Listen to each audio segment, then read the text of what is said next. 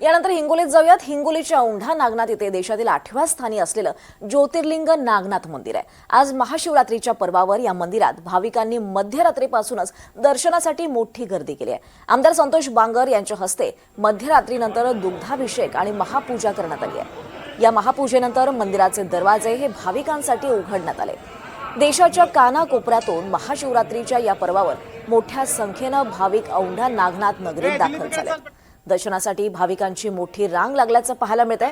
हर हर महादेव आणि बम बम भोलेचा गजर करत भाविक भक्तिमय वातावरणात दर्शन घेत आहेत।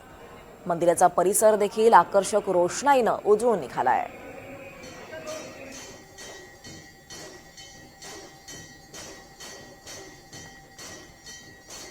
आज देशभरामध्ये महाशिवरात्रीच्या पर्वावर मोठा उत्सव दिसून येत आहे। मी सध्या हिंगोलीच्या औंढा नागनाथ येथील 8व्या ज्योतिर्लिंगाच्या नागनाथ मंदिरामध्ये आहे। आपण जर बघायला गेलं तर मध्यरात्रीपासून जे आहे भाविकांनी मोठ्या प्रमाणात गर्दी केलेली आहे।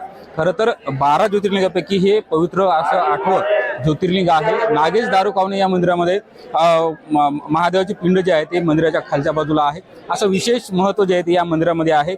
आणि एकंदरीत बघायला गेलं तर आज जे आहे ते देशातील कानाकोपऱ्यातून जे आहे ते भाविक या ठिकाणी दर्शनासाठी आलेले आहेत। मध्यरात्री जे आहे ते शासकीय महापूजा पार पडल्यानंतर मंदिर भाविकांना खुले करण्यात आलेले आहे। या ठिकाणी आपण जर बघायला गेलं तर ह्या मंदिर परिसरामध्ये मोठ्या प्रमाणात गर्दी झाली आहे। अशाच प्रकारे गर्दी जी आहे ती बाहेर देखील आपल्याला पाहायला मिळत आहे। एकंदरीत बघायला गेलं तर भाविकांना जे आहे ते आज बम बम भोलेच्या गजरामध्ये संपूर्ण महादेवाचं दर्शन घेत असलेले आपल्याला दिसून येत आहे। एकंदरीत बघायला गेलं तर आज जे आहे ते सायंकाळच्या सुमारास जिल्हाधिकारी यांच्या संकल्पनेतून ड्रोन द्वारे शिवलिंगाचं दर्शन देखील घेतलं जाणार आहे। एकंदरीत बघायला गेलं तर आज जे आहे ते महाशिवरात्रीच्या पर्वावर जे आहे ते भाविकांचा मोठा उत्साह दिसून येत आहे। समाधान कांबळे, NDTV मराठी, हिंगोली।